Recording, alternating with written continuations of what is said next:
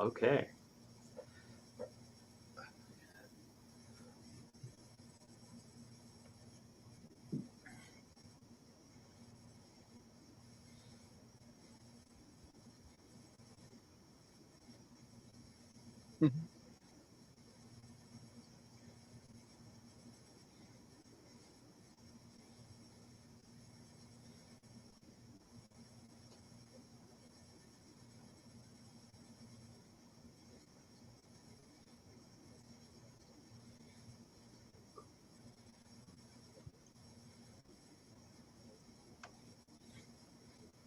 Oh yeah.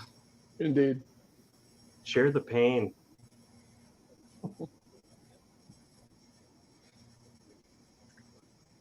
There we are. So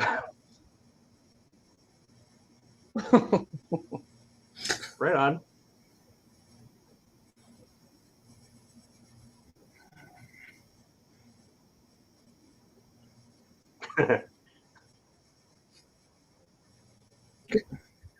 Oh yeah. Let's talk about Here's our a whole nother episodes perspective of your bitch. I life. enjoy this. what Dill, we used to have somebody that just like popped up in our comment section that would just Yeah, give us a riot act, but they listened that's to who I us was thinking of. religiously.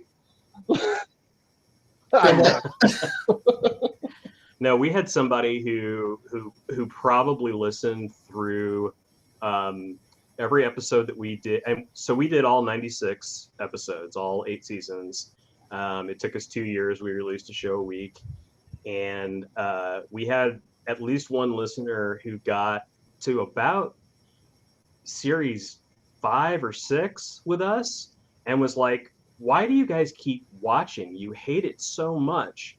And the weeks leading up to that, they were like sort of on the fence about. It's like, well, like you make some good points, but I really like it still, and well, you make some good points here, and they were finally just like, just stop watching it. You hate it so much, stop watching it. It's No. like, well, the whole concept of our podcast is, when did it all go wrong?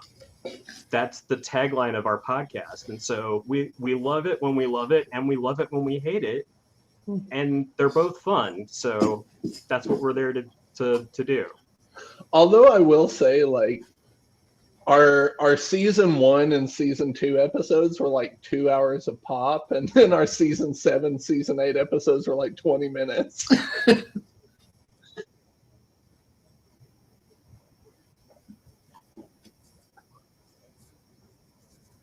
Okay. I won't forget.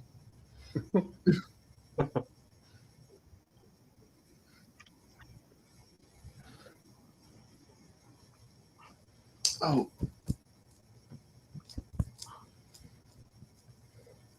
Victor, can you send me? I don't think you sent it. The chat link.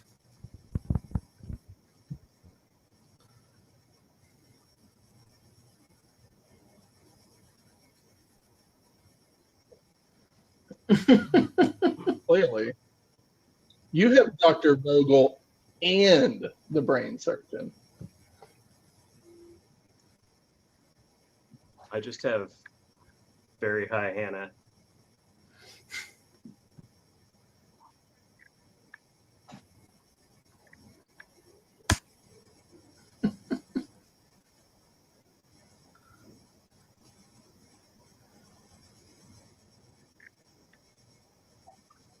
We all hear you just fine.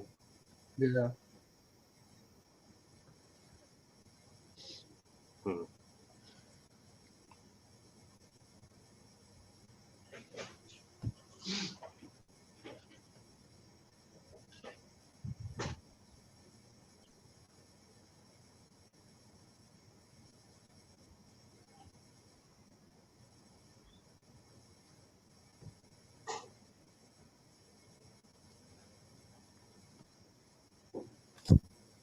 Good by me. I'm just Perfect. Isn't time to fill up. Staring deeply into the eyes of the aged up version of Daniel there. Thank God I'm not the only one drinking. I can't make it through this podcast without drinking. And it's nothing with Victor. It's all the show. The material is what causes it. Oh, man. Oh, man. I blame Mama Cass.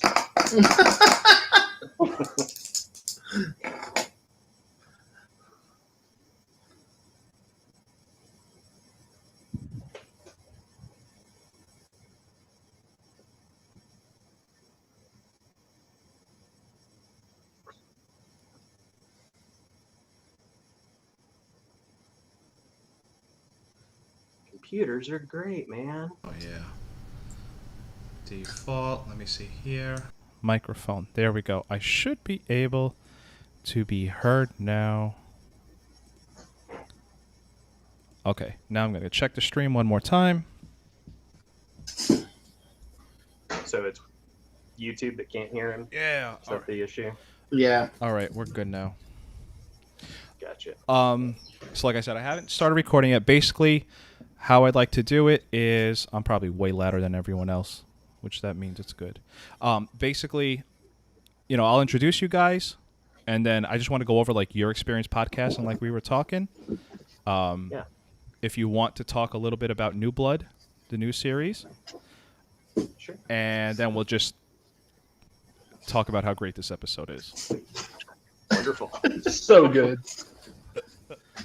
That is an agenda, and I am here for it.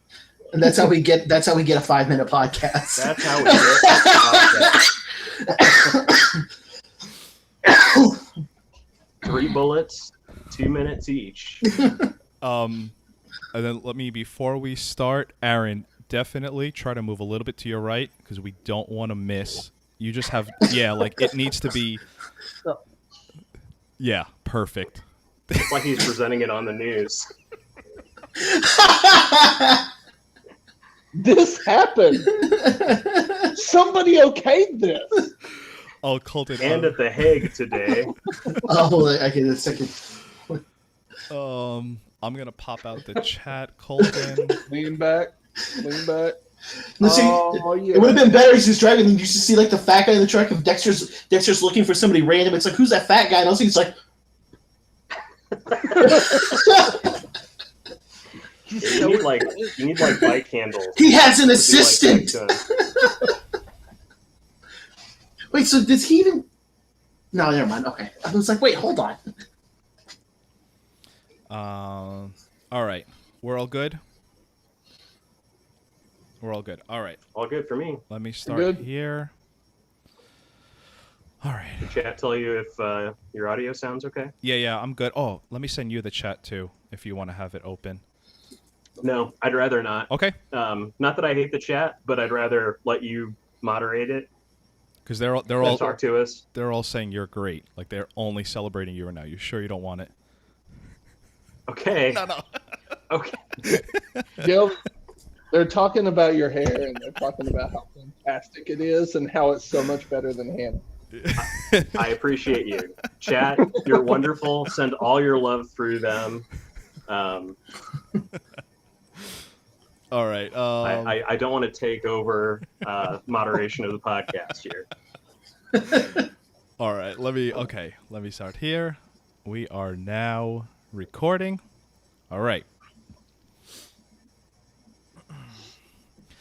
This is Victor, and now that they're all done stalking me from a restaurant while I play the same song over 3 hours on a jukebox, I'm joined by Colton. Hey. And Aaron and Dale from the Deeply Discussing Dexter podcast. Aaron and Dale, what's up? Hey, everybody. Hello, I am Dale. And I'm Aaron. Not this guy. So we started I'm Dale. I'm just hanging out here with Yvonne. Yvonne, how you doing? Yvonne. Pretty messed up, man. So we started a live stream with season 8, and for the most part, I guess it's something that's skippable.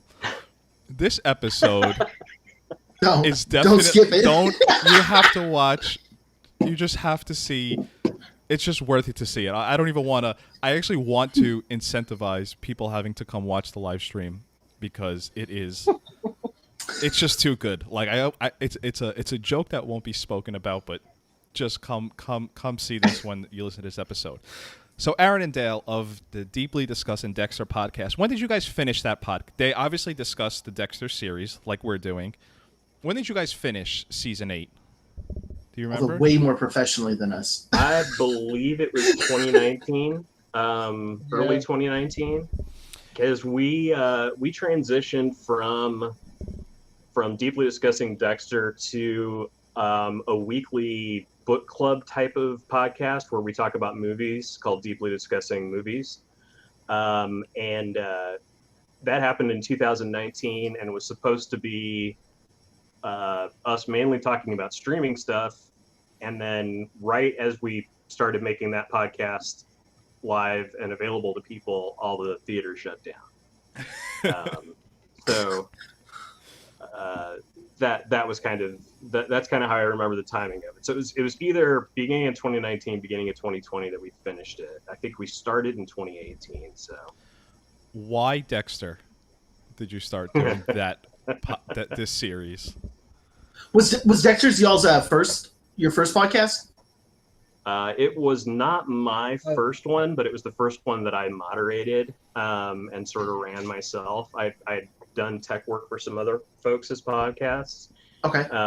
Mostly in an audio capacity. Audio and video editing are kind of my thing. But as far as Dexter goes, so I had Brooke, who was on our podcast with us. There were 4 of us. It was Aaron, Brooke, Zach, and myself. Brooke and I went to high school together and ended up watching season 8 sort of live together. We didn't live anywhere near each other. We lived hundreds of miles apart. We would watch it, and then we would get on Facebook Messenger and just drill into the episode for all of season 8. And so I came up with this idea. Amazon had like a deal on the Blu-ray of all 8 seasons of Dexter. And it was like, well, I don't really need to own all of Dexter, but it was cheap enough that it was actually cheaper to just buy the whole series instead of just the seasons that I cared about. Yeah. But don't need to own it all. And I wanted, what I was looking for originally with that was special features, particularly commentaries. I really love going into commentaries. It's one of the only reasons I still do any physical media. The Dexter series has nothing. They have one, right? Just a bunch of nothing. They do a couple in season 1, yeah, and then that's it. They never do it again.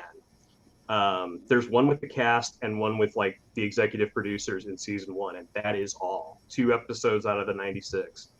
So I came to Brooke and I was like, hey, what do you think about talking about this again?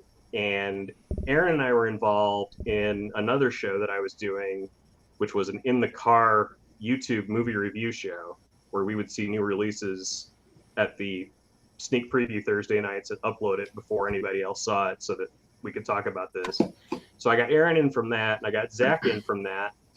And we were like, okay, are we really going to take on 96 episodes of television and put them out every week and record them and put ourselves through all of this again? And it was like, well, let's do a pilot episode. Let's do the first one and see how it goes. And we watched the pilot and we were like, yeah, this will be great. This is fun. And it was so fresh and so new, and we didn't know what we were getting into. Yeah. And God help us, all 4 of us stuck through it. We were there every single episode, all 4.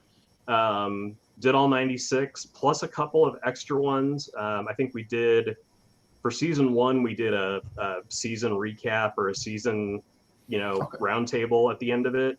And then we were like, we don't need to do extra lifting anymore. But we did do one at the end of the series as well. And posted like a tie-in to the movie podcast where someone asked the question you just asked on the movie podcast. It's like, why did you guys spend 2 years talking about Dexter? So I answered that, and that ended up being like the last thing that's currently on our podcast. But one of the beautiful things about our podcast was our friend Zach had never seen the last, 3 seasons? It was more than that. I think he had stopped after season 2 or 3. Oh, okay. So a lot of it was new wow. to him. Yeah. Yeah. So He didn't have Showtime all through that period. So, like, I think he lost Showtime after season 3 with Jimmy Smits. And that's all he would talk about was like, I saw through Jimmy Smits and that's it. It's like, oh, okay. Well, we need somebody fresh to come look at this. And that was part of the fun too, was watching him squirm his way through it. So, so they had me, Dale, and Brooke completely jaded and broken. And then we had Zach, who was like, that wasn't bad.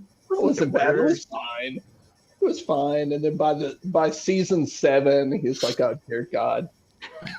Oh God. Guys, I can't with the show anymore. So let me ask you guys, since we all know about the reboot coming up, do you guys plan to tackle that as well? Well, yeah, that's our plan. Cut him off. We can't have him on, Victor. Yeah, all right. No. Thanks for being here, guys. We'll talk to you later. Well, that's our plan, and maybe you guys could give us some. I mean, I was going to ask you back the same question: why you guys are doing Dexter, but also, if you wouldn't mind, because one of the things that's a challenge for us is that we with both of the Deeply podcast, the Dexter one and the movie one, we bank a bunch of episodes so that if we have a week where people are out on vacation, especially with the Dexter one where all always had to be the 4 of us. Sure. We would bank up a bunch of episodes and then, start releasing when we were 2 or 3 months into recording. Right.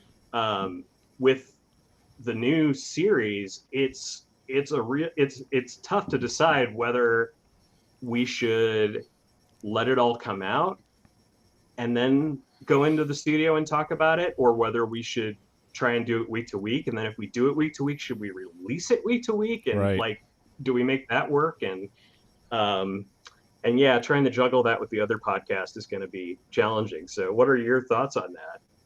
I'll let Colton chime in around the time he comes in. But basically, I had a 6 Feet Under podcast that I started myself. Oh God, 5 years ago now. And fantastic. Towards the end, towards the end of the 6 Feet Under podcast, at the time, my girlfriend, now my wife, she was like, it was kind of like, hey, I kind of want to get in on this, and I always liked Dexter. It's just one of those shows I liked, and I said, oh, kind of like how you guys had it. She had never seen it. All she knew was Lumberjack, because that's kind of like what if you don't watch Dexter, that's like the pop culture thing, So we had a thing going for seasons 1 through 4. Like, she'd never seen it, so we're watching the end of season 4, and we're all like, "Oh my God, I can't wait to hear how she responds and everything." She couldn't have not had a more lukewarm reaction. She was like, "Cool, Rita's dead." And we're all sitting there. We're all sitting there like, Rita, like, oh my God. And she's like, cool. Yeah. Like, what are we eating for dinner? So she kind of got soured on the show. She was just like, I'm not buying it. And I get that. Like, Dexter is one of those things. It's not for everybody. Right. And I'll never forget, we were out for New Year's dinner. And I was like, so we stopped season 4. We got married. And then we were going to continue. And then we said, I was like, hey. You thought your relationship would end if you got to season 5? So I basically faked my death, moved to Oregon, and so I'll never forget. It's so funny how this goes. I could remember this. We were sitting at New Year's. We went out to eat before the ball dropped, and I was like, hey, so do you really not want to do this podcast anymore? She's like, not really. I was like, you know what? Can I tell you how it ends? She's like, sure. So I'm like, all right. There's Barra Girls, right? And do you know Tom Hanks? Okay, you know Tom Hanks, right? Do you know Edward James Olmos? He's not real, but he's okay. So do you know? So I'm like, and I was like, as it's coming out of my mouth, I'm like, wow.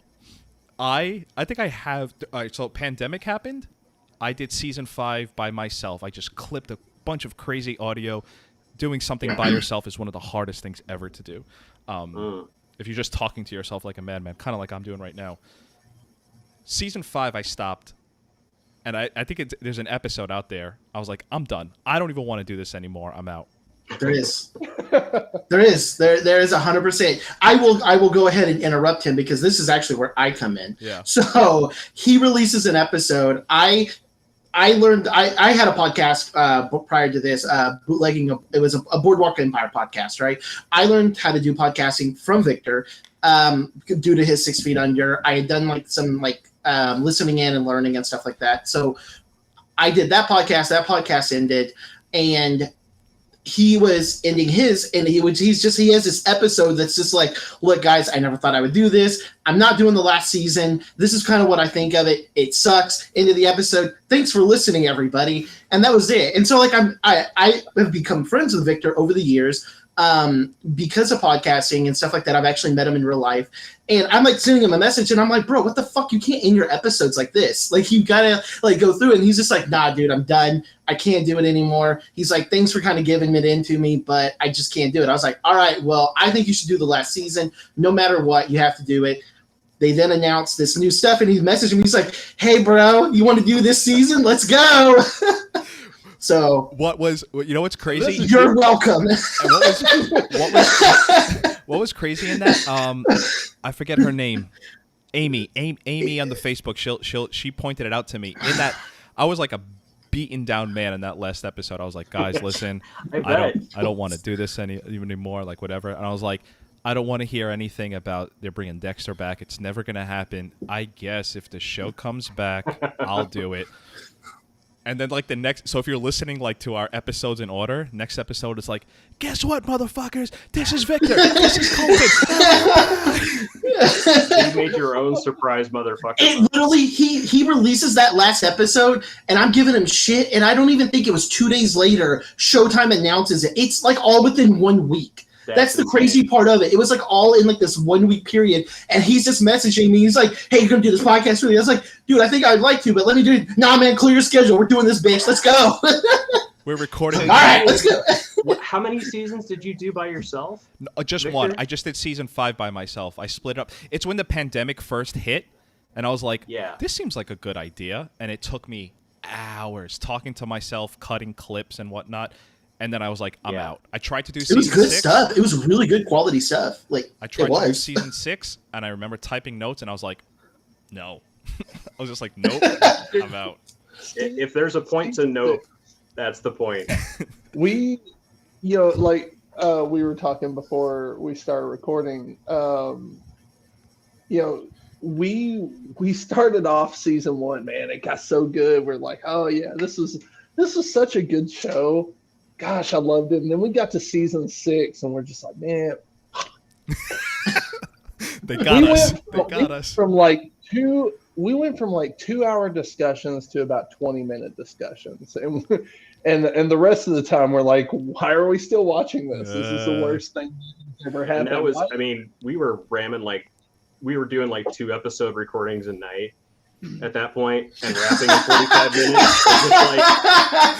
The car was still running. Yeah.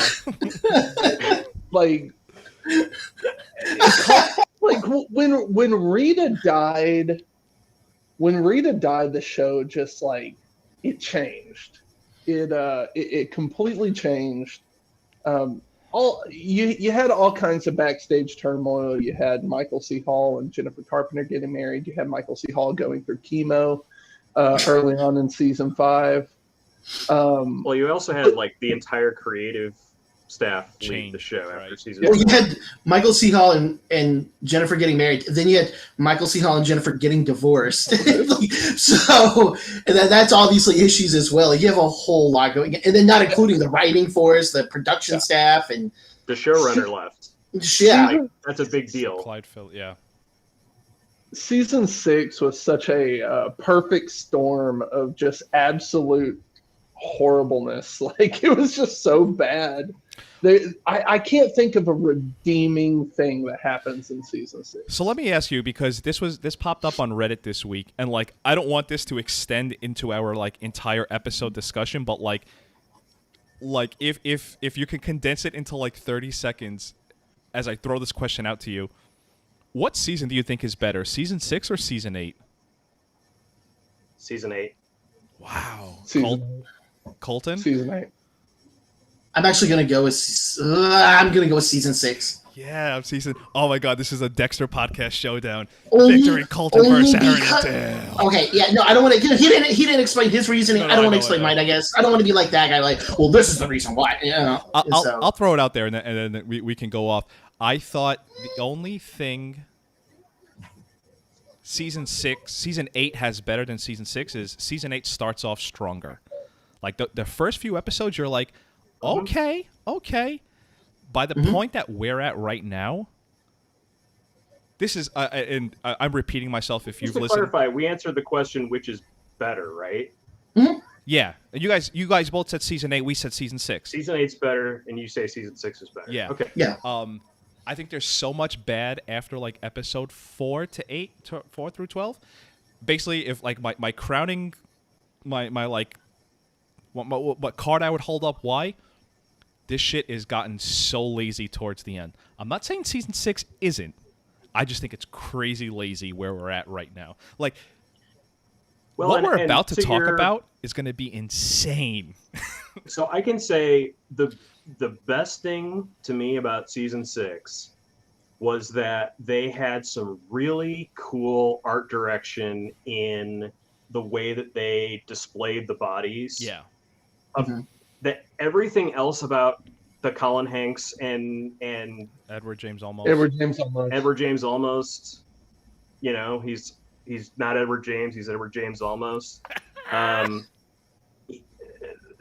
Everything else about the villain is horrible in that season, but particularly I think one of the most striking images from so I'm defending your guys' season now. One of the most striking images from Dexter is the horses with the half mannequin, half people thing on it. Mm-hmm. I think that was really strong. And yeah, I could get into my reasons for why I think season 8 is better. But you know, it's really a race to the bottom. It's who's the king of the trash pile with those two. So no, to give like if season 8 was, and I guess it's technically not the last season now, so I may in a way change my mind later. I don't know if I will or not, because it is kind of still the last season. But I think the reason I put 8 so much lower than 6 is because it was the last season. I guess I'm expecting so much more out of it. Like if this was season 7 and then there was something else after this, I may look at this season different. But it was like, this is your final moment. This is the last chapter. You've got to end this. And kind of what Victor is saying, this is what you're ending on. It's this. Yeah, you know, if I put all of which is a bias on my end, so if I put all of the hatred for the finale onto season 8, then it's easy to make it the worst, right? It's easy to take the finale and just spread that out and say season 8's the worst because of the finale. But I don't extend it that bad. And Dexter has had some garbage finales in its past. Oh yes, some garbage season finales in its past. Like 2, terrible. There's plenty of bad ones out there. So with that being said, debating what's I'm sorry, I didn't mean to cut you off, Aaron. Did you have something to add on that? I was going to say one of the big things that you can hold against season 8 is if you watched it while it was happening, and the reason being, the biggest reason season 8 was viewed so badly is at the same exact time. Yes. Breaking Bad was in the same time slot. It went out on the highest of highs. Right. And when you have your finale airing, you've got Breaking Bad's finale versus Dexter's finale on the same exact night at the same exact time. Brooke and I were watching Breaking Bad live and then watching Dexter from DVR and then having our late night what the fuck Dexter conversations. It was rough, man. Like, I was watching both, and it was just like, this is the worst thing. Dexter should just have not aired tonight. You guys are familiar with the Monday. You guys are familiar with Reddit, right? Like, you know what, when I talk about, okay, and I'm only bringing this up because our guest last week brought this up, and it's one of like the funniest thing. I feel like it's like a piece of Dexter trivia now. On the night of the Dexter finale, this is, again, he brought this to our attention last week. Up until they announced the new season of New Blood, the highest rated post on the Dexter Reddit thread sub was someone posted. So they were a week apart. So the finales didn't air on the same week. The second to last episode of Breaking Bad happened on the same night of the Dexter finale. So like we all waited 1 week for the finale. On the night of the Dexter finale, someone posted an episode discussion of Granite State, which was the second to last episode of Breaking Bad. And it was the #1 post on the Dexter sub up until like whatever, a year or so ago and change. That's so telling, and you're so right about its moment of time in history of like what it was contrasted to. With that being said, do you guys have high hopes for New Blood? Like, are you like we're excited for it because we're sort of like leading right into it, and like I think I don't know, Colton, if I speak for you, cautiously optimistic. Yeah, that's where I'm at as well. I'm gonna let Aaron go first here. I want to believe. Like, I really do. I want to believe that Dexter can be what it was. But, man. Come on, tell it like it is, Aaron. I've been hurt before, right? Like, Michael C. Hall's such a fantastic actor, and they managed to get Jennifer Carpenter back. Right. And they've got Clancy Brown coming in as the supposed villain, and Dexter versus the Kurgan. like it's on If paper. Queen's not in this, I swear to God. On paper, it looks so good, but after watching I watched both of the trailers they released, the teaser and the full-length trailer, and I just can't help but think, like, man, yeah, maybe they should have retconned some stuff. Like, just go back and like, no, let's go back and remove that. So I've been pretty guarded about it, but I do think that bringing Clyde Phillips back and trying to do 10 episodes is smart. I think, you know, not making it as like, let's make a better finale, but making it as it's its own kind of side story thing, you know, or epilogue to the story thing makes sense.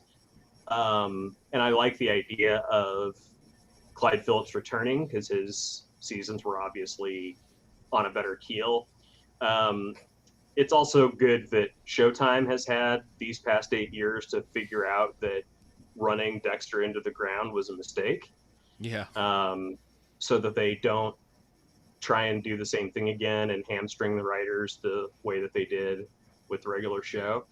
I watched the episode you guys did 2 episodes ago. The last one you did without a guest, and you were talking about the guest, and I ended up watching his video based on your guys' suggestion. But I haven't watched the trailer that you guys are all talking about that apparently has Harrison at the end of it, you know, or what might be Harrison at the end of it. So I heard you guys talking about that because I think that had just dropped right before that episode you recorded. Sure. And you actually spent, I think, more time talking about that than than episode 7 or whatever it was that night. But so yeah, I'm optimistic that it cannot make it worse. It cannot make it worse. It's not going to fix the show, but it can be its own standalone thing that that I can be interested in as a fan of Michael C. Hall and a fan of Clyde Phillips and the returning cast. Okay. It's something I haven't considered. Can it make it worse? You would have to think there's enough brain trust there that at worst it's as on par with season 8. Like, that's something I didn't even think about. Like, can we further damage our Dexter reputation? Well, so, is that even possible? Because for the longest time, that's actually a really good question. Dexter's finale has long been set as the gold standard of how to completely ruin a show. The finale is the worst. But then Game of Thrones came along. They're always compared. Always compared. Always compared. The reason I think Game of Thrones is worse is that Game of Thrones is the whole thing is so about what the ending is going to be like, right? That's the whole. It's literally the name of the show, Game of Thrones, right? So the ending being as botched as it is for Game of Thrones retroactively destroys the rest of the show. Like, I will never sit down and watch the first season of Game of Thrones again, even though it's a great season of television, because I know this is all leading to nothing. Dexter, hated that finale. That's a really good point. I really hate that finale. And I watched half of the series again when I got the Blu-rays before I decided to do the podcast. And then I watched it again and spent hundreds of hours editing and talking and posting and doing it again. So, I still care about that stuff. Whereas with Game of Thrones, like, no, you couldn't pay me enough money to do I would come and do your Game of Thrones podcast, and I'd just be the Norm Macdonald pigeon from the Mike Tyson series. Just sit there and be like, yeah, you like this scene with all these horrors? We're having fun watching horrors right now, aren't we? The most amazing thing about Game of Thrones, and I guess to your point, I can't believe the damage the finale did, where it essentially left pop culture. Like, we went from an obsessed Sunday night, you're in your seat. If you don't watch Game of Thrones, you're so out of the loop. Like, you can't even talk, you can't even be in the you can't be with the cool kids. It's like it never happened. Just the other week, we're having a discussion of the greatest shows. And I'm sitting there saying, I think Sopranos and The Wire is 1A, 1B. You could flip-flop. And we're going through other shows. And it's like, hey, what are we missing here? Oh, my God. No one even brought up Game of Thrones. Well, no, that's exactly what it was, though. Game of Thrones went from literally when I would be driving to work in 2013, driving to work, the radio station is doing nothing but talking about this. Oh, this happened on Game of Thrones, and this season. I got HBO literally just to watch Game of Thrones. Like, that was really the only reason I got HBO at the time. It went from that to when people talk about Game of Thrones, you're like, oh shit, I forgot about that show. Oh, that was on, right? That had the dragons and stuff. Like, people don't talk about it. Yeah. The closest thing I can compare it to, like in other pop culture stuff, is the difference between the way people feel about the Lord of the Rings movies and the Hobbit movies. That's, yes. Oh, yeah. Where everybody is still all about the Lord of the Rings movies, and the Hobbit is always just mentioned as an afterthought. Like, yeah, they did this. It was an experiment. It was bad. It was a mistake. It's the same people and a lot of the same ideas and technology, but they did it bad the second time. But thankfully, they're two separate trilogies, and you don't have to see the bad one. You can just see the good one. And, like Star Wars, I was just about to say, right. It was a prequel that we went into, whereas when you make a sequel to something, then you start retroactively, you have that potential to retroactively destroy it again. And so one of the things that I did on our podcast when we were going through season 1 was that I realized a lot of complaints that I had at the end of Dexter had actually always been there, and I just never really noticed them because the acting and the writing and the directing made up for a lot of faults early on. But those things become so much more apparent when they're just holding on to nothing, when they've got no bones to them at all. So that was interesting to me, that like it didn't retroactively make it worse. It just made me that much more clued in to like, oh, this show always had problems, but it overcame those problems and became something that, you know, we enjoyed. Do you see some of that in this episode we're about to discuss? Well, let me take that moment there to I want to sort of what's the word? Transcend, whatever the word is. Transition. Thank you. Transition into two things. Speaking of Star Wars, screen swipe. Okay.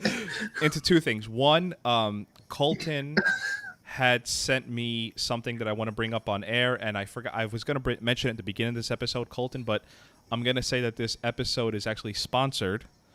Can I say Happy Cup by Jess? If you guys want to yeah. Their Instagram is at Happy Cups by Jess. I'll link it in the show notes. But Colton and I guess Jess sent me these cool as shit mugs, which may not work out in the Zoom. Oh, sweet. Where it has, and there's like blood at the bottom. So you're drinking. That's awesome. She sends you blood to drink. It's awesome. Yeah, it's amazing. And has my name on it.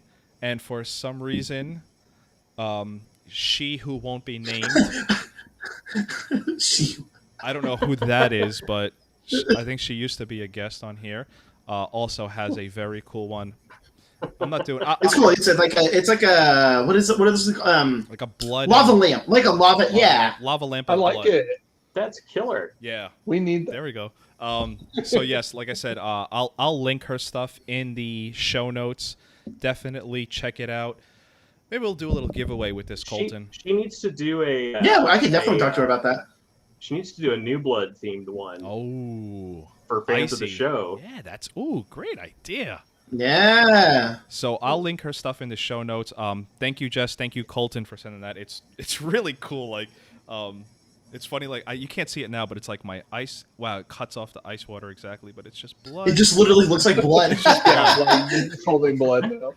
Okay, now let me get the cup she sent me. So we are here. Let me do my little things here so I can see where we're at in the episode. We are actually here, despite everything we just spoke about, we are actually here to discuss Season 8, Episode 9.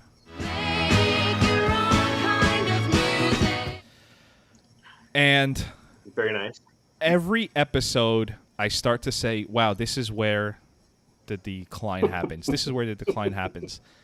This episode, more so than any others, I made sure Marissa to watch with me. Straight up laughing.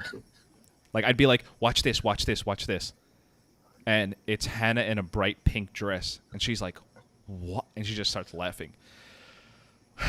That's her incognito mode. Let me start here, and then we could get into more specific stuff. Does anyone have a positive / highlight from this episode? Is there something you'd be like, you know what I actually did like? Ooh. I wish I had a cricket sound. I'm actually really trying to think. I'm not trying to be a dick. I'm actually really trying to think now. I have one. I have one thing, but it gets swallowed by everything else. But if by any chance something positive, you go and I'll think of something. I liked that. I don't think it's properly. This is such a backhanded way of saying this. I like how there's like this sort of.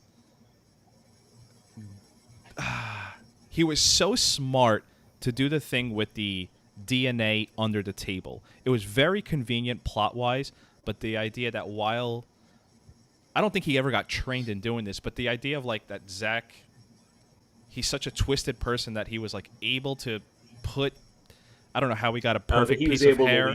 Yeah, I was like, oh, that's like decent. It's very convenient. Okay. That's like the most positive thing I could be like, I kind of like that. All right. I've got one. It may be more tenuous than yours. Mine is that I always love when the show brings out Scumbag Quinn. So my positive is the scene where Quinn invites his ex-girlfriend to meet his current girlfriend. Because Scumbag Quinn is awesome like that. So good. So good. Oh. Anyone else with any positive? Because I do have a bit of a positive. Mhm. For the last season and a half, Deb has been having a rough go of it. Mm-hmm. And this episode gives us a bit of a return to how good of a detective Deb actually is. Like, there's a reason Deb exists. Right. I'm down with that. Yeah. This Yeah. episode brings it back, and Jennifer Carpenter is just phenomenal in this role. Like, it was, I can't imagine somebody else taking that role. And this episode reminds you of, when Rita died, there wasn't, Dexter kind of like didn't have a heart. Of the show didn't have a heart anymore, and Deb became that. Right. And from being beaten down and just everything that happened in season 6 and 7, to see her return to form here, it was a very positive step for me. You've won me over. I'm taking that one. Yeah, I'm taking that one. Wait, no, I'm taking that one. That's a really good one. And then Quinn kissed her and ruined everything. Scumbag Quinn. So Damn it. So, and I'm just gonna see here. Like, I'm not sure if we all have one. Does anyone have anything negative about the episode? I have something really funny to say. I think. I think I have the perfect way to transition us into talking about the episode itself here. So obviously, Aaron and I have not rewatched this episode for over 2 years. I haven't seen anything from season 8. I almost took a video of me opening the extremely dusty Blu-ray box set that I have of Dexter, so I could crack out that last Blu-ray and watch this episode. I wrote probably a quarter of my notes for tonight after watching the recap. Okay. Just watching the recap was enough for me to be like, I went into this existential, like, what are they doing? Oh my god. What on earth are they doing? Okay, so they added so many characters in this season of the show. The recap has Deb and Zach meeting long enough to say, who the fuck are you? Before he's killed off at the end of the last episode. How many character deaths per episode are we up to? Is it more than one? That's new. After killing LaGuerta, did they feel like they desperately needed to develop new characters to kill them for them to be more meaningful? Like they had to develop them an episode or two and then kill them for them to be more meaningful? And then the other piece of this that I had before I even saw the first frame of this episode was the show has decided that it needs to ensure that by the end, there's no one left that either suspects or knows that Dexter is or was a killer. Right. Is left. Even though he's dead and everybody accepts that he's dead, there's literally no one left that even has I wonder if Dexter Morgan was the Bay Harbor Butcher. There's no one left. Everybody that has that knowledge or that suspicion is either dead or written to the point where they just don't remember or care anymore. Like Quinn was onto him for a while there, and he's just not. Like anymore. 2 episodes. So it's something that I've brought up ad nauseum, and basically at this point, whenever we have someone on, like we had Slip on last week, and now we have you guys on, we all say the same thing, just in a different. We just word it differently. I always say Dexter never gets. He always gets away scot-free, no matter what happens. Everyone around him gets shit on. Dexter never does. That's what ruined season 2, and it continued to ruin the series from that point forward. Right. They made him into Batman instead of Dexter. Right. He always gets away. And doesn't that even kind of happens in this episode where when Deb goes up to talk with him, right? So she goes up. Well, she's originally up at the police station to talk with Quinn because Quinn suspects Zach or whatever, right? And she apparently just gets to walk into the laboratory without being escorted, even though she's not even an employee at the time. Just like Trinity. Just like Trinity. Yeah, just like Trinity. And an employee even says, "Who are you?" And she tells the person to fuck off or whatever, because that's a reasonable. The security of Miami. Miami Metro, yeah. Forget the forensic. It's a forensics lab. Cross contamination. Nobody cares about. Anyways, Arthur Mitchell walked in the front door. Yeah, so the she FBI walks in, had a manhunt. Just... walks right in. But when she goes in there, because she even mentions because and I was laughing. I listened to y'all's 2 episodes of y'all's podcast, this one and the next one, and I was really laughing at y'all brought this up, how much time she's needing. Everything's about time. Y'all kept going on about that. I was like, I didn't realize how much she says. I just need more time. Like. It's like ever. So episode after episode, she needs more time. But she goes, Angel just gives her the badge anyway.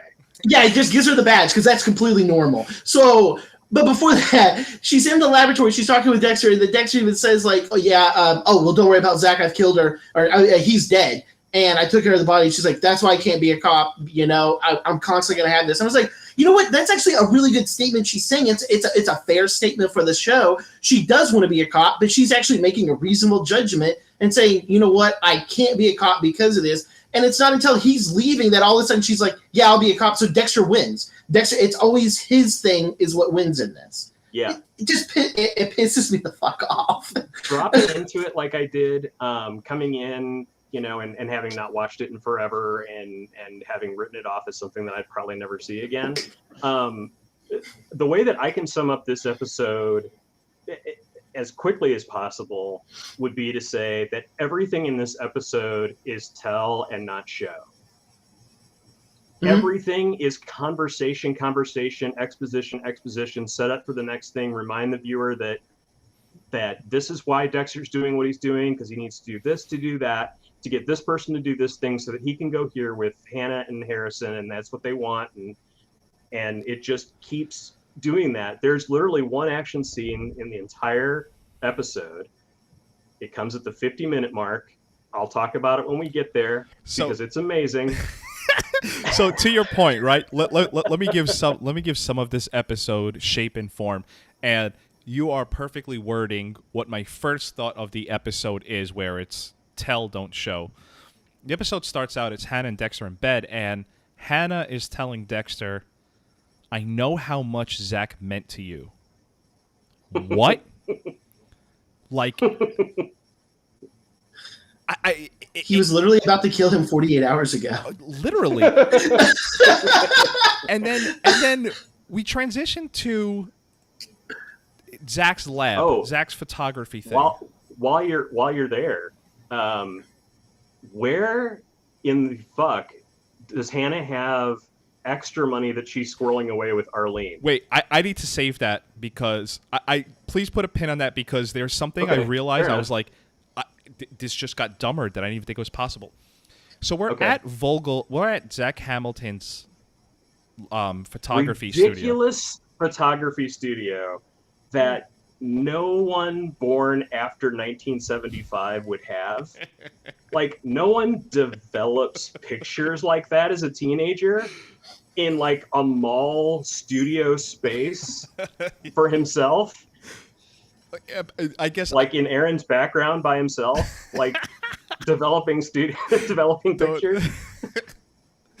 In his studio, to me, the biggest thing is the Dexter show has always played with time, and I feel like this is something, Colton, you tend to bring up, and I always let it skate by me. But while I'm sitting here, watching it, the last episode ends where Dexter takes Hannah, Vogel takes Zach back, and let's say, God, I forget what time of year this is. Oh, this is like August, so it's basically dark from like 8 p.m. to 7 a.m., 6 a.m., give or take, right? Okay. This brain surgeon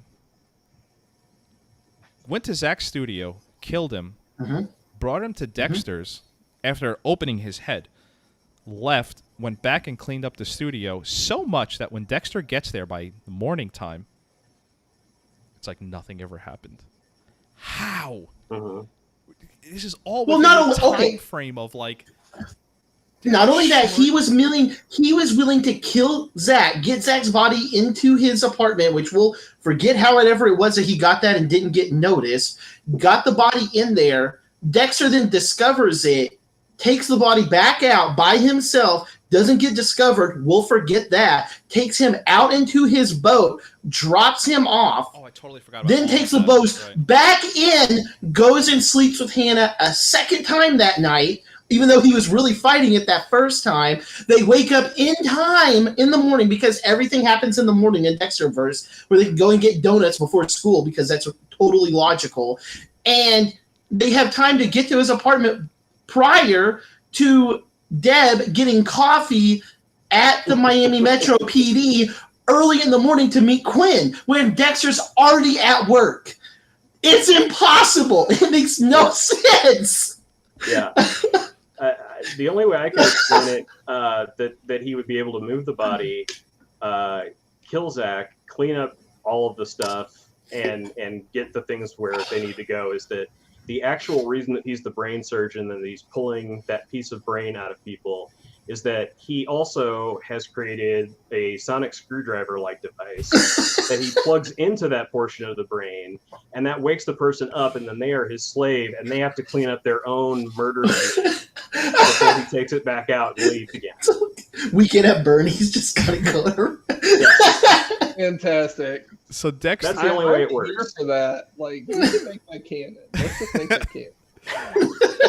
So, like, as I was mentioning earlier, Zach was able to get some DNA for Dexter to pull. We get this sort of familial match with Vogel. Vogel tells this story of how her highly intelligent son, and this is where I'm getting into territory of like, partly of why why we have you guys on is so like you can lessen the blow, and if you don't think this is something worthy to bitch about, tell me to move on. Okay. The idea that this kid, okay, he's highly intelligent because he's a high, crazy psychopath. He faked his death in a burned building and was able to get a passport to come back to America. How? You know, do you think you could get your own a fake ID in 2013? Well, God knows when this guy came. But do you know what I'm saying? I just feel like we just skipped the whole part. Well, let's not even include that the fire happened at an insane asylum, or an asylum, whatever she calls it, because it happened in Europe. I remember her saying that it happened in Europe because when he pulls up the death certificate, it's Oliver Saxon. It says something about UK or something like that. Yeah, so he stole the body. So all of this, or the identity, while in the UK. So mind you, he switched IDs with somebody that died in the fire. Apparently, they didn't care. They were like, 5 people died, 6 people died, same thing. Like, how does this guy fake a death like that? It makes no sense to me. They just all of a sudden didn't count the bodies right. I don't understand how this happened. Or am I just thinking too much into this? You're thinking, which is the problem. The writers desperately want you to move on to the next plot point. And I'm so, which is why they don't spend any time talking about it. And I'm so glad you brought that up, Dale, because the next plot point is Vogel hands Dexter a baby picture of her son, and Dexter. This software we all have. If you have anything above Windows, Kirkland Special, Macaulay Culkin, anything above Windows XP, and since he hasn't spoken enough, I want to give the floor to Aaron here. In maybe one of the craziest scenes in television, and not like crazy, like I can't believe that just happened. End of season 1, Game of Thrones. Dexter has software that I don't even know how to describe this because it's so insanely crazy. But it's essentially like a really, really bizarre Photoshop filter system. my wife said That's Snapchat. like, that's how they drew the interface. It was like a Snapchat filter. Aaron, Yeah, they drew it to look like Photoshop. Aaron, It do you reminds remember the me- first time you saw this? And just put us there if you could even remember the first time you Okay. watched this. So I can't remember exactly the first time I watched this. It would have been when it aired, Mhm. but I can tell you how I felt rewatching it. Yes. And rewatching it made me think of the movie Hackers, and how everything in that movie was just not how computers work. Right.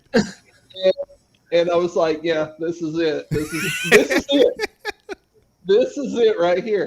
The best part is they had the actor who played Oliver Saxon, take a picture in the exact same pose. Yes. This.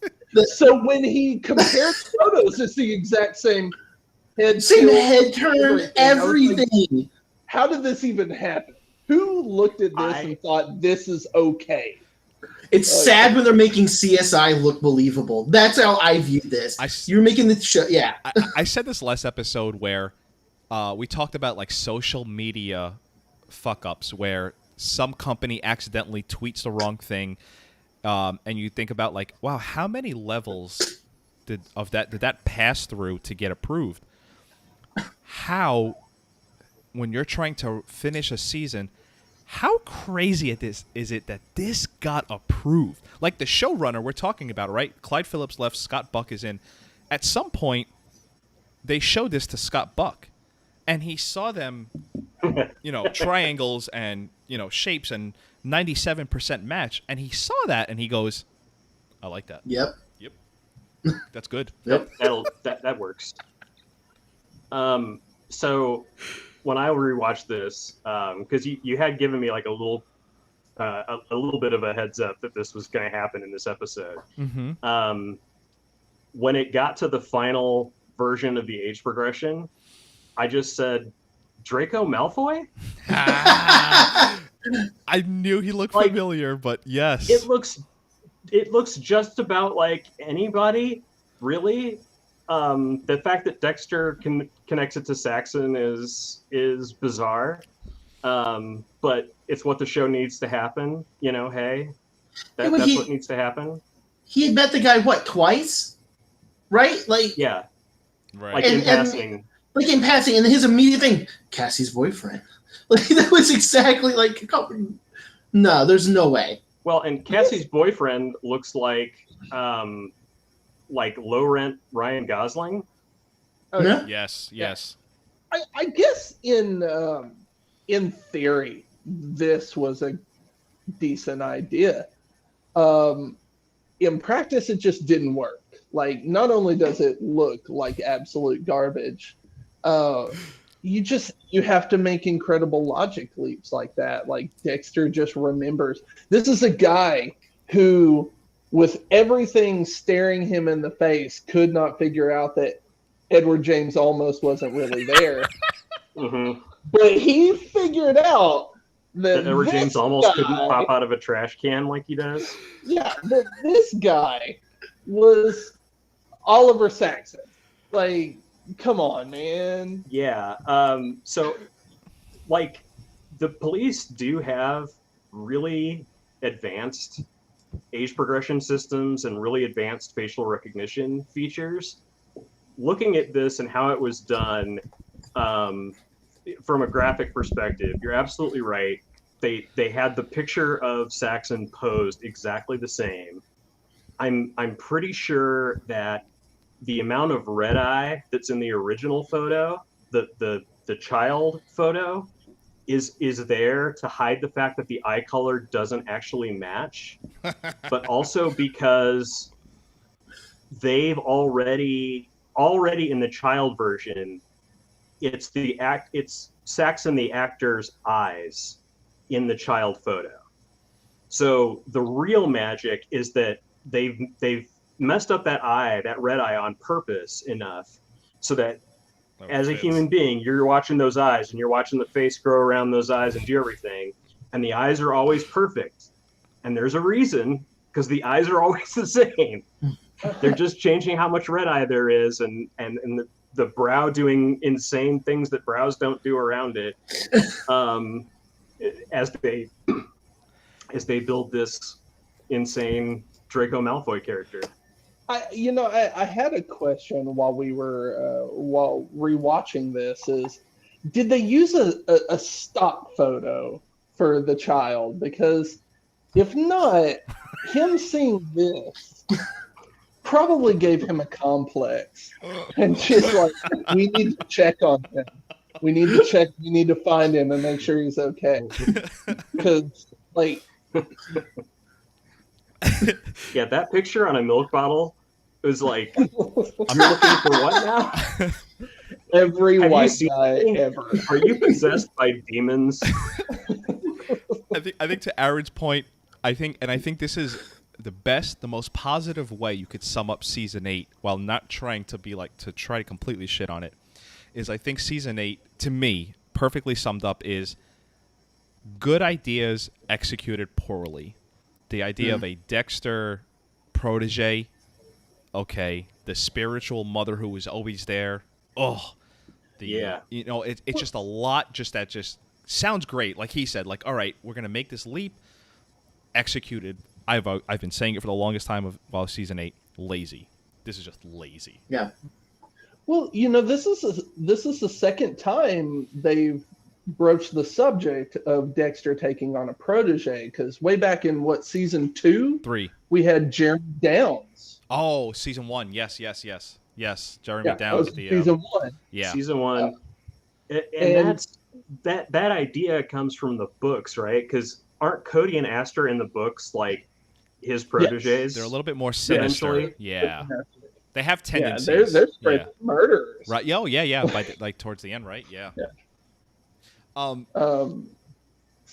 I wrote down when before, when you were talking about the blood that Zach put underneath the desk, Vogel says that Zach acted with extraordinary calm, rational thought. And when you look at this whole episode, you just think, if only we had that. If only Zach had been the one that was on charge of this whole show. Yes, if only Zach had been the Scott Buckstops here of this show. Because when the buck stops with Scott Buck, to your point, we get this horrifying photo, this uncanny valley of Saxon Malfoy, the Slytherin version of Saxon. So there are some things about that scene, him putting the blood on the bottom of the desk, that are just weird. One, I don't know if you've ever had blood on your hands, but when you have blood on your hands, it tends to get everywhere. There is no blood on the bottom of that desk except what was put there.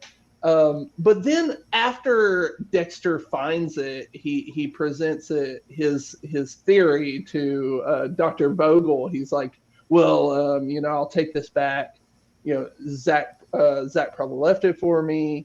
I'm going, or whoever, the damn kid. I like how he's giving up while he's talking. He's like, I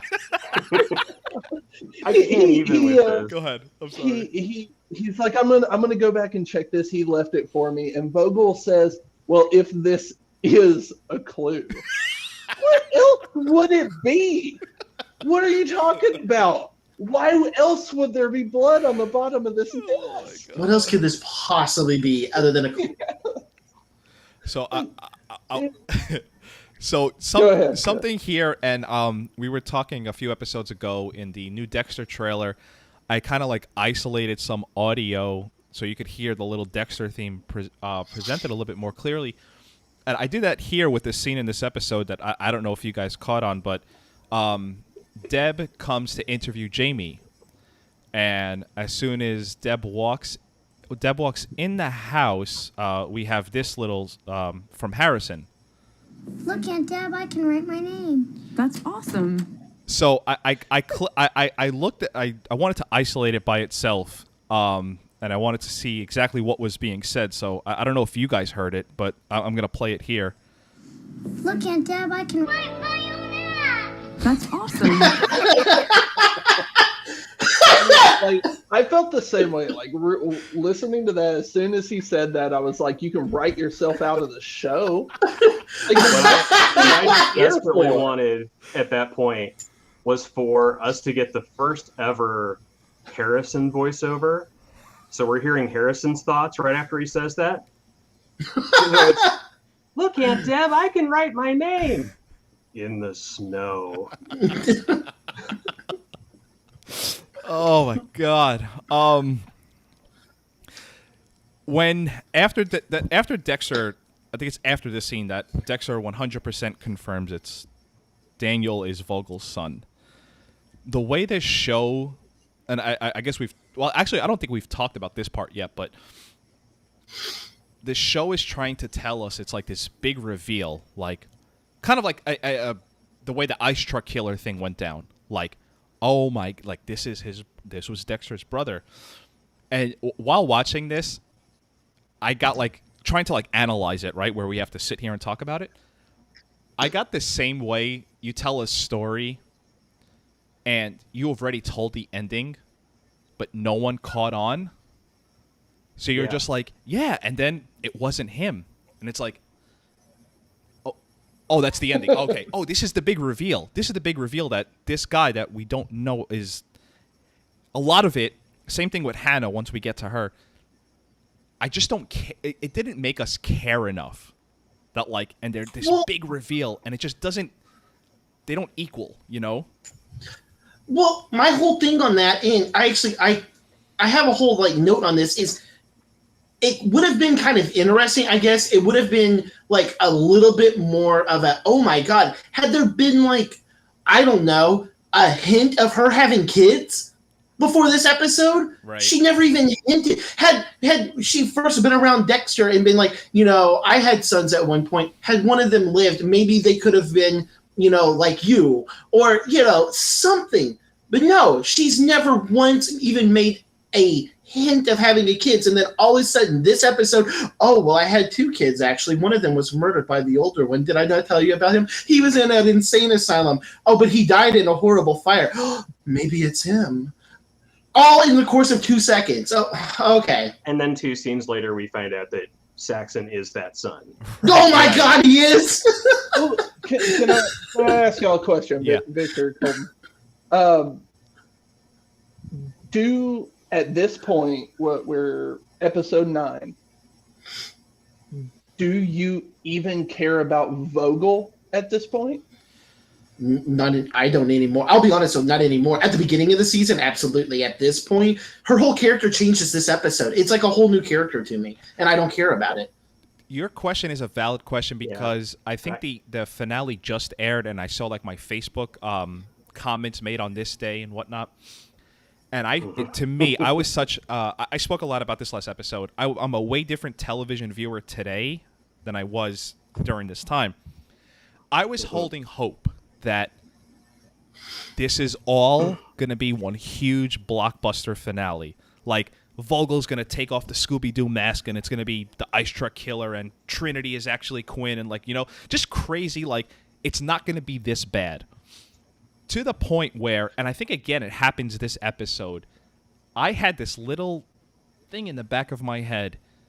Matthews was somehow an overarching has to do with everything, because even there's been a lot of like, hey, so awesome. tell me something about Zach. Where's Zach? Does before you tell anyone else that Zach you find Zach, let me know first.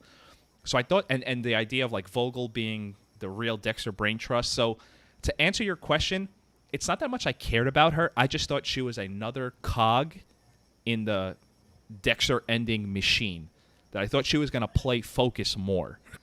So I thought this was just like another and step looking back into at everything. It's so it's so obvious in retrospect that they're trying to ape the Ice Truck Killer storyline. Yes. Mhm. That's what they want to do. And part of this thing where I was talking about, right from the recap, where there's all these new characters. Vogel is a new character. Saxon is a new character. Cassie is a new character. We just are loaded up with them. And then they bring Hannah back, and there's all this. Zach is a new character. They build all of this stuff in, and it's almost like their idea was, well, in order for us to make the Ice Truck Killer twist work again, we have to have a big enough cast of potential red herrings that it could be. Mm-hmm. So let's throw all of these people in there. Let's develop them all enough that they can be the villain, but keep them mysterious enough that like we don't know everything about them. And so we're learning about Vogel even in this episode, that she has these sons, and to the point of saying Vogel is a completely different character starting in this episode. She is, because she served her purpose. All she was there to do was facilitate this twist happening, and then once the twist happens, they don't know what else to do with it. Right. Like, Saxon doesn't suddenly become more dangerous. We're never afraid for Dexter at this point in the show. Sure. We know he's gonna win. So this is to my point. The reason I asked that question is the reason the Ice Truck Killer reveal was so devastating is because it put Deb in absolute mortal peril. It hurt Dexter. Like, it hurt characters we care about. Right. Nobody cares about Vogel. Saxon just got introduced. Right.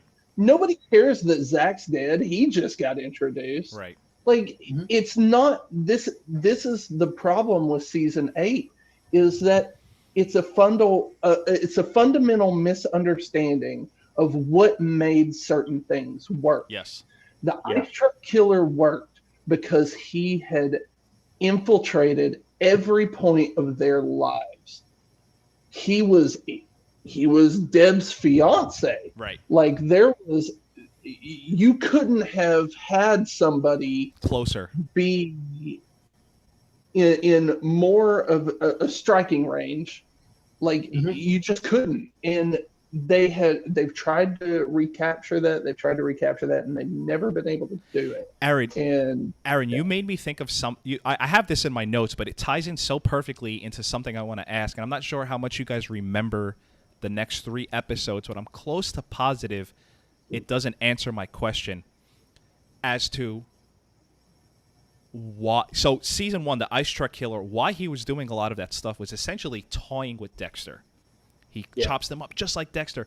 Who is this Dexter copycat, and how does he know so much? So my question of this season, and it made me realize this episode, why is Saxon killing anybody? Like, why is he doing this? He knows where Vogel lives. He's in her computer. He hacked the mainframe.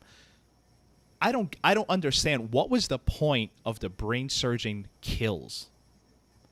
I guess now I'm asking because I don't understand. Even the poor excuse that the show gives us. Does anyone have like an answer? Like, why is he doing these kills? Like, why does the show think he's doing it? I kind of do. Like, what's his motivation for killing if the goal is to get with his mother? And again, I guess I should have a little bit better understanding of the next 3 episodes, but I'm almost positive in my head he's killing to kill because we're in a show about Dexter, so he's killing. I just don't think. What was the motivation he kills Lyle Sussman? There's just a little bit more than that. Oh, there is? Yeah, okay. They verbalize it pretty verbatim in the next 2 episodes. Okay, then I'll take back everything. Okay. I don't remember it as well as I thought. They have reasons. They're not good, but they do have. Okay. Yeah, I take it. When you hear it, what it probably was is when you heard it, it didn't make sense to you because it doesn't make any sense. Okay. That's probably why it doesn't raise the stakes. It doesn't. It's just another like. and then he was doing it because of this, and then hey, look over here, Hannah's doing something. Let's watch Hannah. She's pretty, right? You like that? Okay. Great Yeah, transition. Great transition, Dale, because I think something that we had not talked about yet this episode is the other sort of like the other side of this episode is Hannah. And I asked you earlier to put a pin on it that Hannah has $500,000 just sitting there from her friend Arlene. A few hours prior to this episode beginning, Hannah was ready to get on the plane. Mm-hmm. No mention of the $500,000. Like, what changed? She wasn't gonna get on the plane with a plan to get the money. She was getting on the plane. The $500,000 gets brought up hours later. Magically, she says in that scene that I was talking about before, when they're in bed at the beginning, that she can't withdraw any more money from her dead billionaire husband's account because he's dead and she's on the run and they know who she is. Like Kenny Johnson from The Shield is the marshal chasing her in this episode. And she says, just like, in passing, sort of like, I did have this 401k from back when I worked at QuickStrip. She's like, I was sending some money to Arlene over the years. That's why Arlene has nicotine patches now and lives in a nicer house than she did before. So that we can bring Arlene back and have that funny little scene with Dexter and the deputy marshal. Mm-hmm. Yeah, Clayton. So yeah, like one of the Winchester brothers from. Sorry, he looks like one of the Winchester brothers from Supernatural. Every time I see him, he's got like the same outfit on him. I'm just like, oh wow! Like, didn't realize Dean and Sam had a third brother. That's cool. I can probably give you guys the space to talk about everything more if I just get this out at the beginning. I've complained about this the last 2 episodes. Yeah. The idea that a federal marshal is out hunting Hannah. I mean, I think Dexter says, like, she's too dumb to still be in Miami. I've said this again. This is multiple episodes in a row. This episode, it actually elevates because she was wearing white previous episodes. Mm-hmm. A neon pink dress. Tall, beautiful, and blonde. Well, isn't this the episode they have? He has, like, the two... like the passports next to each other. He's like, they do look a lot alike. That's because they're the same person. Well, in this episode, and this is what I was getting at when you asked me to put a pin in it before, was that so they have the scene where Dexter is with Arlene and Hannah at Arlene's house. There's a knock on the door. Dexter, who has just met Arlene, says, answer it, pretend like you haven't got a care in the world. And they improv their way through talking him out of it and making it look like Dexter is a Quinn level scumbag, moving on to another trashy girl or whatever. He leaves, and immediately Hannah and Dexter go out onto the street in daylight to get into his Escape, which I've always loved that he drives a Ford Escape after he's wrecked like several cars. Now he drives the Escape. She comes out in that okay. She comes out in that thanks for the dad joke, Horn. I appreciate it. Neon pink. She comes out in that neon pink really dress, and yeah, she's a beautiful blonde woman, and yeah, I think in my head, even watching this again and remembering like how stupid the writing is, from seeing Kenny Johnson, the guy who plays the Marshal Clayton, from seeing him in other things, like other well-written, awesome things like The Shield, he was one of the regulars on The Shield. I think that him telling Dexter that she must be out of town by now, forget it. I think that's a ruse. And that he's setting Dexter up to fail, and that he's going to be sitting there, and that's what the end of that scene is going to show, that he's been staked out there because he knows Hannah's in that house. He knows it, and he's got him. Because we need that person in the story at this point. We don't have that person. There's no Lundy. Miami Metro is completely inept. There's nobody left there that is going to figure this out. And so you need a new Dokes character who is this sort of threatening, but on the authority side, not on the psycho killer side. Yeah. We have no fear of him taking out a psycho killer. He can do that all day long. But him keeping his reputation, that's something we haven't seen threatened in a while. And that is the thing that they just completely gloss over and forget about for all of this season, at least, if not more. I have a couple things to say about that. They've already introduced that character. That character is Jacob Elway. Right. They just amped up Elway. Yeah, he's all about getting Hannah, and then Deb quits, and he's like, "I'm still going after her," and then he doesn't do shit. Well, he handed off to the marshal, and the marshal says you'll get your money, Marshall, not Lim, so that they can kill the marshal and keep Elway in the show for some reason. But then you were talking about spoilers. I don't know if we're supposed to. Wait, what happened? Hold on. What? No. You were talking about him leaving, and then him and Hannah immediately leaving after him. As we discussed earlier, time doesn't pass in Miami correctly. There's 6 hours between him leaving and them leaving. Right. Oh yeah, they cleaned their entire house. They cleaned Arlene's entire house of DNA before they left, so it's all good. Oh man, yeah. It's just the things they didn't think about. They were just trying to get to the end.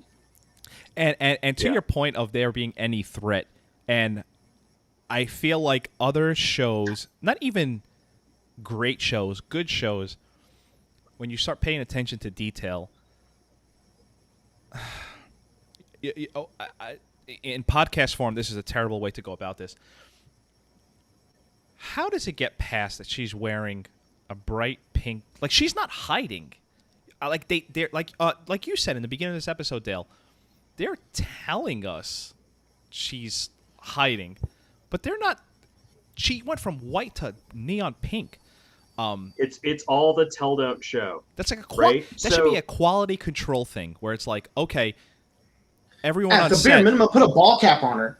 Dye her hair, make anything. So this is a thought that I had watching through this and trying to follow all because it's all expository.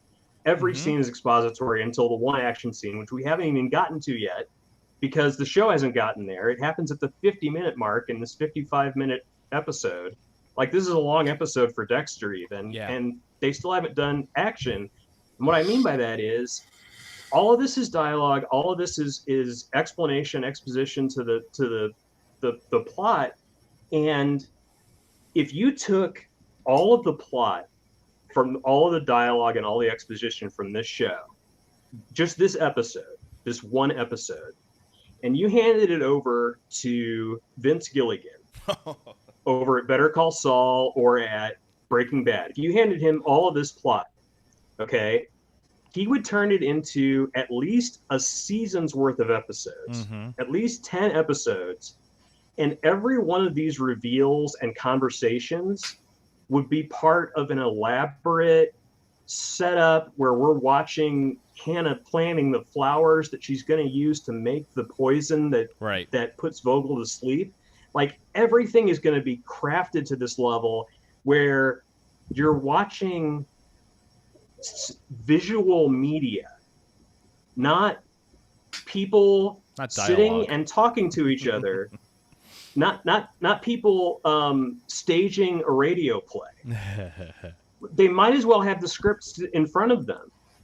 Like, the artifice of what they are doing is so absent from the visual aspect of television that it's you can put on headphones, you put on wireless headphones and let this bitch play and just walk your house, and you're going to get all the information because nothing visual is interesting or. Let's You know. stamp your point and sort of close out Hannah before we get to the end of the Dexter storyline, where it happened while watching, and it made me realize why she said this. We got a scene of Dexter and Hannah, and I'm talking. I should have timed it right, but I think it's within 90 seconds of them dialogue speaking. Hannah brings up moving to Argentina, and Dexter agrees. Now, I know, like, there could be, like, an in-love thing where it's like, I'll do anything with you right now, like, yes, and then, wow, that was crazy what we talked about. This actually happens. Just the idea where it's episode 9 Well, of he throws out Argentina in one scene as where she should go, and she loves on him for that. And then in another scene, she says, "You and Harrison should come with me," and he agrees to that. So they do at least break it up into those two bits. But it does happen. If you're in your example, if you had wireless headphones on and you were cleaning your house, you would probably have to go back to the TV and rewind. I think my audio skipped. Did Dexter just agree to moving to Argentina? Like, definitely my disc skipped, the streaming buffered or something, and you missed a giant piece of dialogue. Yeah. I have nothing else to say besides crazy. That's it. Like I want to, like, sit here and, like, parse everything out smartly, but, like, I ain't got anything. I don't got no. He's an absent father, so really, what does he have to say for in It's Miami? so great how little he has to do with Harrison. It's like he is such an absent he father. owns this woman named Jamie. This woman or slave? Yeah. Well, I mean, that's how we say it now that it's the 2010s at this point. You don't say slave. Sorry. He just owns a woman. Sorry. They allude to it in one episode. Didn't she buy the apartment next door? I think he bought it for her. Yeah. How much money does he have? That's another thing. We've been discussing that so much. Yeah. He doesn't have extra Arlene money sending. Right. He doesn't have laying that much around. money. So that, I mean, to close out the Hannah storyline and sort of come to somewhat of a conclusion of this episode, Vogel and Dexter cook up this plan where Vogel's going to meet Oliver at this restaurant through her blog, and since Oliver knows about it, and we've gotten a lot of this, does this song make sense to you? And we keep replaying this song. Dexter drugs Vogel so he can go meet Oliver by himself. And if I had the... it's too much work, and it ties up too much of my computer to actually display the scene where we kind of like watch and whatever. But the idea that this man just plays the same song in a restaurant and Dexter is vetting him, stalking him, and he's, what would you guys say? Would you say that's 20 feet, 25 feet? Or do you think it's more like 50 feet? From where Vogel's sitting, Saxon, the brain surgeon, is sitting, to where Dexter is. Give the show the biggest benefit of the doubt you want. 50 feet? Yeah, I'd say like 40, 50 feet. Let's say that, yeah. And much in the same way, Hannah is wearing a bright pink dress. Dexter's wearing a bright neon blue shirt within eyesight. But you know what? I forgot to clip it. On top of all this, and I know you guys are going to talk about it, but after all of this, he slashes his tires, he gets away. They make Michael C. Hall, a.k.a. Dexter, say, "Wow, he's good at this."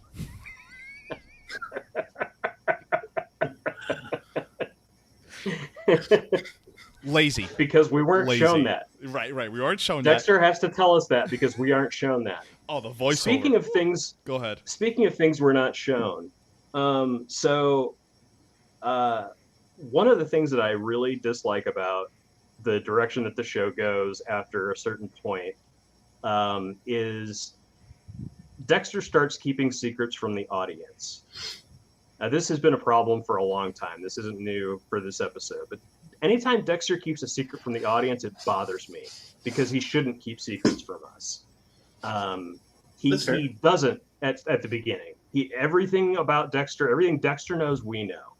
And once Dexter starts withholding info from the audience, it's always a Deus Ex Machina type of deal. And it's beautifully presented here in, I just poisoned Vogel. Or I guess he slashed my tires at some point. Wow, he's good. Instead of us learning these things with Dexter, it's so the drugging Vogel thing is just next level stupid to me because of how Dexter doesn't tell us that's what he's going to do. We don't have a scene where he and Hannah talk about it. They bother to show us him doing it to Vogel. Right.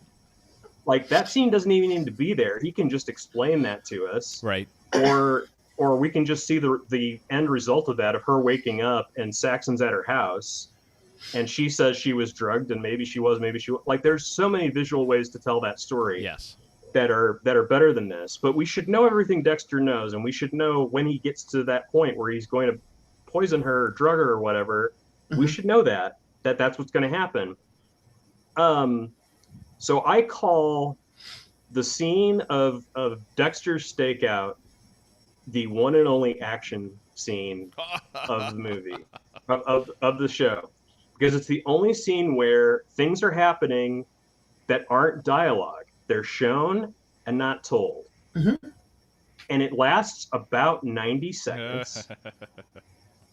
It is Dexter outside, Saxon inside, Saxon playing the song again, looking at his watch, looking at the clock, doing that thing. And again, here's where Vince Gilligan would have made this epic 18-minute standoff of him waiting, him setting up before, all of this stuff. No, the show gives up on even that after about 90 seconds. And as Dexter say, he's been in there a long time playing that song over and over again. After showing us the clock, yes. After showing us the clock, it's like Dexter tells us what we just learned through visual storytelling. Mm-hmm. Just in case we missed it, hey, stupid audience, he's been in there a while. He's looking at the clock because he's been there a while. He keeps playing the same song. It's that Mama Cass song that we've talked about 4 times already this episode. And then he goes out and he slashed the tires, and how the fuck did he do that? We'll never know. I really don't have much to add, so I'll let you guys take it. No, just because, I realized in an episode where we tried to, we tried to say something positive and whatnot. I kind of don't have anything else on this episode, so I'm handing it off to Colton and Aaron here if they have anything about this spectacular 90-second action scene. It sounds so funny when you say it like that, and it's them walking. Go ahead. I'm also giving them a huge benefit of the doubt. It's way less than 90 seconds. Well, I don't have so much to say about that scene. Uh-huh. That scene pretty much speaks for itself. But there's so many odd scenes in this episode, and one of them happens at the very end, when where it gets revealed that Vogel tells the camera, "Dexter, you drugged me. I can't trust you anymore. And you need to leave." We need to be reminded of that too. Yeah. So we already know this, but hey, thank you for telling us. And then she kicks him out, and it goes into Dexter doing his monologue while he's standing in her front yard and thinking. And it goes on for a minute or so, but he's just standing in her front yard.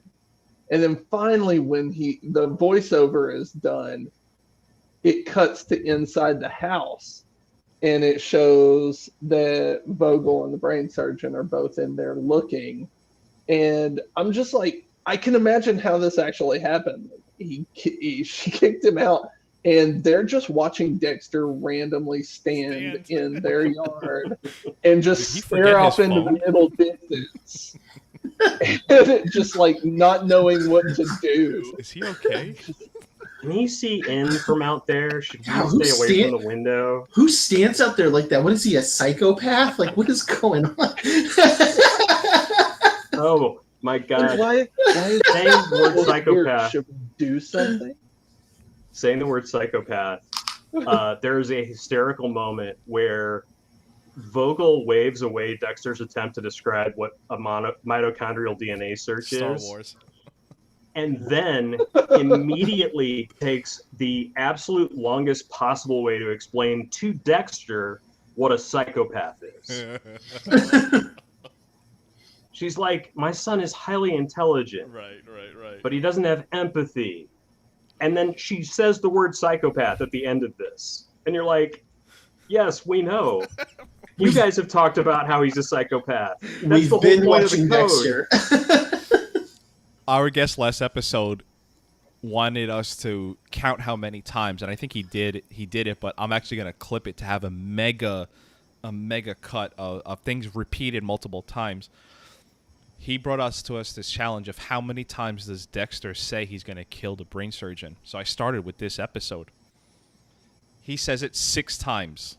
And I'll read what he says, but he says, I'll find him and I'll kill him. I'll find brain surgeon and I'll kill him. Saxon needs to be stopped. I killed the messenger. It has something to do with the scene. I'm taking care of Daniel. And then at the end, I'll kill Saxon. I have timestamps on all these because I'm going to make a mega cut of like how much this happens. I do have one other thing to add to the episode. I don't understand. So you guys have talked about how inept Miami Metro is. Does Deb being back on the force change the episode at all, or the show? Like, she's kind of operating as if she's on it. You know what I mean? So the show is trying to sell us on the idea of like, she needs more time. Does she need more time? Does it even change so anything? Confused about where she is. But does it change Yeah, I was anything? gonna say, yeah. No, because she was on Miami Metro already after she found out who Dexter was for a whole season. It doesn't change it. That's what I'm saying. But Her going back to it, it doesn't change it again. But they're trying to sell to us like, oof. Yeah, because This is a tough that's because decision they're for shitty Deb. production staff. You know, Well, like It comes back to Deb's the heart of the show. This is a win for her. This is her returning to normal. Okay. And that's why it's important. She has to be there so that the finale can go down the way the finale goes down. Man. That's the only reason, Oh, man. man. That's And- it. that's true. The reason she keeps asking for more time is because she's the voice of the writing staff, asking for more episodes so they can actually tell a decent story. I didn't even get to bring up my big observation for Deb on this when so she gets close that. us out, please. Well, now that this is going to be horrible now that I'm closing it out on this, is he gives her this badge, as we had mentioned, and she's like a little kid. Like, you know when you're that kid and like you get something in school and you just want to show it off, but you don't want to tell somebody that you've been showing it off. So like you have like that like your brand new backpack and you're just like going through the class. You're like, let me just grab my backpack, and like you like slowly walk by. Like she sets the badge down, opens it up, and then like sits her keys on it, and all of a sudden Hannah's over there. And it's like, oh, you thinking about going back? Like, why even open it up? The whole thing was just like, just showing it off, just throwing it out there. Oh, I don't know. I think I'm going to think about it. Just go and say it. Like, why are we adding this pause, this little dramatic element to this? I know it's not a good thing to close out on. This is me bitching again, but I mean, there's not much else to do at this point. There really is. I mean, is there anything you guys want to bring up? Because that was my last thing. Just I didn't think it affected the show, but please. I want to go out and slash my own tires. I wanted to bring back, and if you guys listened to our episode, you probably heard this, but at the top of our episodes, I go through like a real quick bullet point list of just what happened in the show. I thought a couple of these would be a fun one to close out on. So On this episode, Vogel had 2 sons, but one killed the other. Saxon may be the living son who faked his death in a fire. Dying in a fire sounds pretty good right now. I think he closed this out. I think he did it. There we go. He did There it. you go. Guys, where I'm gonna go light a fire. I'll be right back. where can people find you once the New Blood season starts? If they don't want to listen to me and Colton do this. So Take all of our fans. Take all 5. Our website is deeplydiscussingdexter.com. You can also find us on Facebook. Deeply Discussing Dexter is our handle on there. The Dexter podcast, we also posted in audio form on YouTube. For some reason, we thought that was a good idea, and we did it. But we'll probably do it for the rest of the series now, just for consistency's sake. And so we can maybe get that one lady back to weigh in. Maybe she's grown up over the last 8 years. It's the same person. It has to be, right, Colton? I'll talk to you off air. It has to be the same one. I'm sorry, I didn't mean to cut you off. It has to be the same one. There cannot be 2 of them. that many Dexter superfans that listen to every episode of every podcast. So I bet you it's the There same. can only be 2 Vogel sons. It can't be 3. Yes.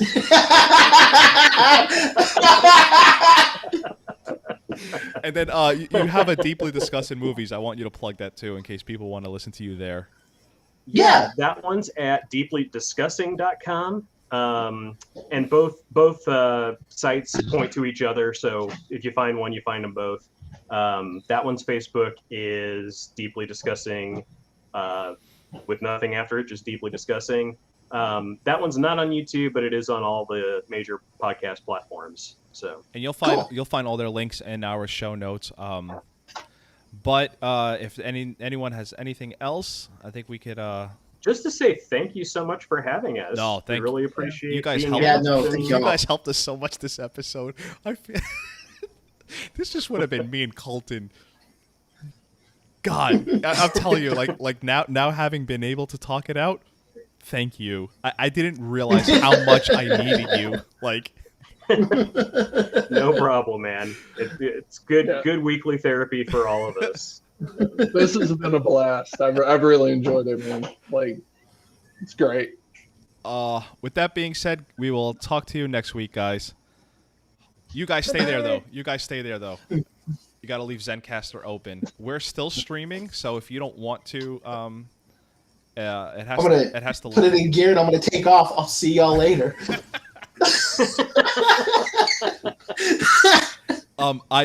I'm cool to hang for a bit. I do need to make a bio break. Yep. And then same, because I want to hang out for however long you want. Yeah, just leave Zencastr open. Aaron, if you're leaving or staying, it just has to upload the tracks. I have to pee too, but I'll be right back. Pee break. Enjoy, people on YouTube. That's just going to be me and Aaron quietly sitting here staring off. I only speak when spoken to. I don't know what to do. You'll notice I'll just sit here, yeah. Yeah. No, man, like, Dill's one of my best friends, but, like, I usually just let him carry it, and I'll pop in, and I'll be like, well, here, give a little bit. What beer are you drinking?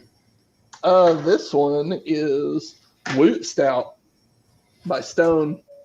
Oh, I love Stone. Oh, Stone is so good. Okay. Yeah. I can't remember all their ones. Which one is that one? So this is the one Will Wheaton makes with them. Okay. I didn't know he made a beer with them, actually. Yeah, so he's a big brewer. Like he does his own brews. I knew that. He became friends with the guys at Stones, and they were like, hey, you want to do a beer with us? So back in like 2015, 2016, they started doing a yearly Woot Stout. And I think they took a year off, or we just couldn't find it in like 2019, 2020. And then I went in the store the other day and I found it, and I was super excited. It's a stout, imperial. Okay. What are you drinking? With stout season, so I'm excited.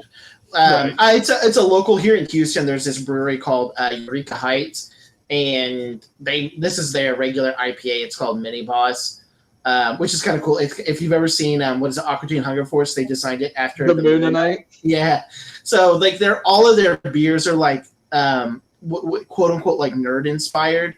So they have like Hitchhiker Guide to the Galaxy stuff. They have just all of these like cool little funny names and stuff like that. But they were like this like super low key like brewery, and they've like all of a sudden over the last like 6 or 7 years just like gotten huge, like in the Houston area at least. And so I try to support them. I love their stuff. I mean, it's an IPA. IPAs are IPAs, you know, but I love me some IPAs, man. But yeah, I'm super excited that it's stout season as well. oh, I love stout season.